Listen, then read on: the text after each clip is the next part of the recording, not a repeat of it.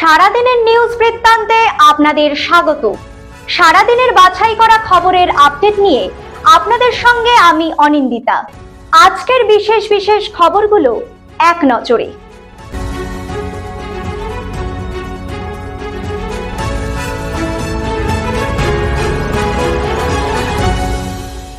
সারাদিনের নিউজ বৃত্তান্ত নিবেদন করছেন Agnishwar jewellers, NS road, Raiganj. Shri Dhaka jewellers, Gitanjali cinema হলের বিপরীতে।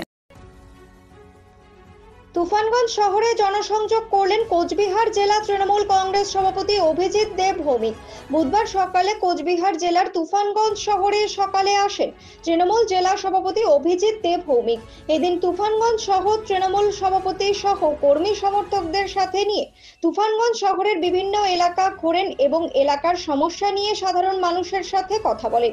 এই বিষয়ে অভিজিৎ দেব ভৌমিক বলেন, তুফানগঞ্জ শহরে বিভিন্ন সমস্যা নিয়ে সাধারণ মানুষের সাথে কথা বললাম এবং তাদের সমস্যা যাতে দ্রুত সমাধান হয় সেই বিষয়ে আমরা উদ্যোগ গ্রহণ করছি।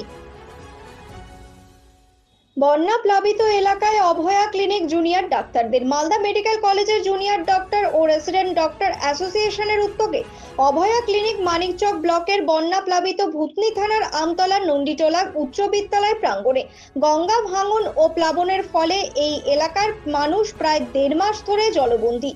বুধবার সকালে মালদা মেডিকেল কলেজ ও হাসপাতাল থেকে বেরিয়ে মানিকচকের শঙ্করটোলা ঘাট থেকে নৌকায় গঙ্গাপথে প্রায় 12 কিলোমিটার অতিক্রম করে হিরানন্দপুর এলাকায় আসেন চিকিৎসকরা। 10টি বিভাগের সিনিয়র জুনিয়র ডাক্তাররা এদিন অভয়া ক্লিনিকে রোগীদের পরিষেবা দিয়ে থাকেন, তার সাথে বিনামূল্যে ওষুধ তুলে দিচ্ছেন। এই নিয়ে মালদা মেডিকেল কলেজ ও হাসপাতালে জুনিয়র ডক্টর ও রেসিডেন্ট ডক্টর অ্যাসোসিয়েশনের পক্ষ থেকে মালদা জেলা জুড়ে এখনো পর্যন্ত 3টি অভয়া ক্লিনিক হয়ে গেল। ডেঙ্গু মুক্ত রায়গঞ্জ শহর করার লক্ষ্যে ফের অভিযানের রায়গঞ্জ পৌরসভা। এদিন পৌরসভার তরফ থেকে ওয়ার্ডে 75,000 গাপ্পি মাছ সরবরাহ করা হয়। এছাড়াও জনগণকে সচেতন করতে প্রত্যেক ওয়ার্ডে 10টি করে ব্যানার দেওয়া হয় বলে পুরসভার তরফ থেকে জানানো হয়। রায়গঞ্জ পুর বোর্ডের সদস্য সাধন বর্মন বলেন, চলতি মরশুমে পৌর এলাকায় 8 জন ডেঙ্গু জ্বরে আক্রান্ত হয়, তারা সকলেই সুস্থ আছে। আমরা ডেঙ্গু মুক্ত রায়গঞ্জ পৌরসভা করার লক্ষ্যে নিরন্তর কাজ করে চলেছি।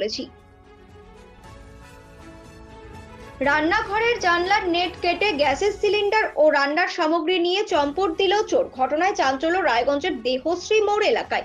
এই ঘটনার পরই বাড়ির মালিক দেবানন্দ সিংহ রায়গঞ্জ থানায় অভিযোগ দায়ের করেছেন। দেবানন্দ সিংহ বলেন, সপরিবারে তারা কয়েকদিনের জন্য নিজেদের গ্রামের বাড়িতে ঘুরতে গিয়েছিলেন। বৃহস্পতিবার সকালে তিনি বাড়িতে একাই এসে দেখেন রান্নাঘরের 3টি নেট কেটে বেশ কিছু জিনিস চুরি হয়েছে। সঙ্গে সঙ্গে তিনি থানায় অভিযোগ করেন। তিনি বলেন, শহরের মধ্যে বাড়ি, জনবহুল এলাকায় এই ধরনের ঘটনা রীতিমতো আতঙ্কিত তিনি।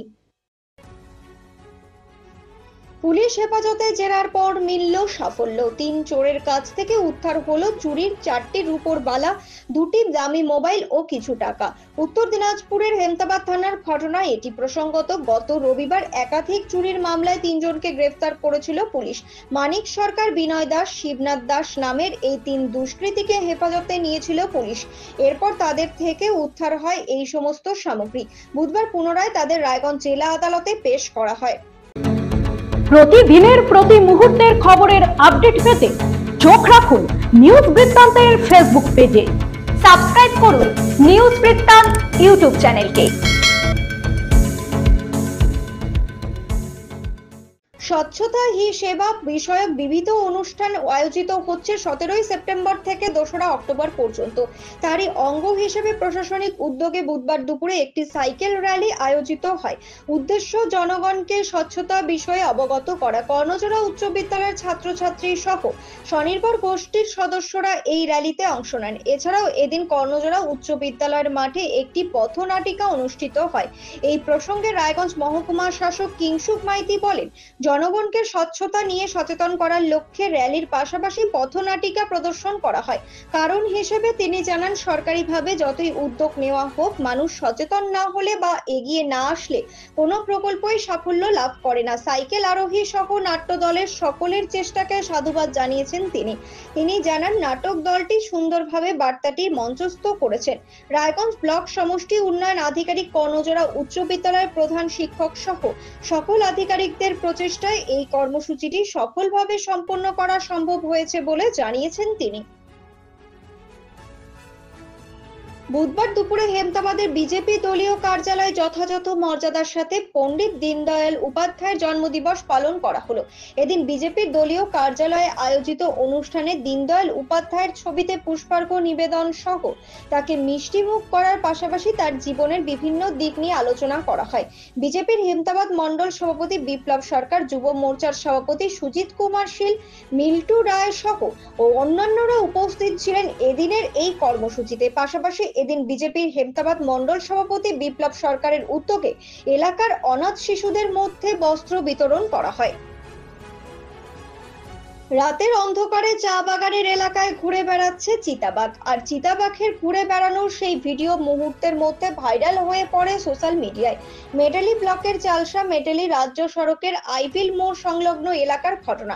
মঙ্গলবার রাতে ওই এলাকায় একটি চিতাবাঘকে ঘোরাফেরা করতে দেখা যায়। মঙ্গলবার রাত প্রায় 12টা নাগাদ নিজের গাড়িতে করে চালসা থেকে মেটালিতে বাড়ি ফিরছিলেন রাজ বড়ুয়া।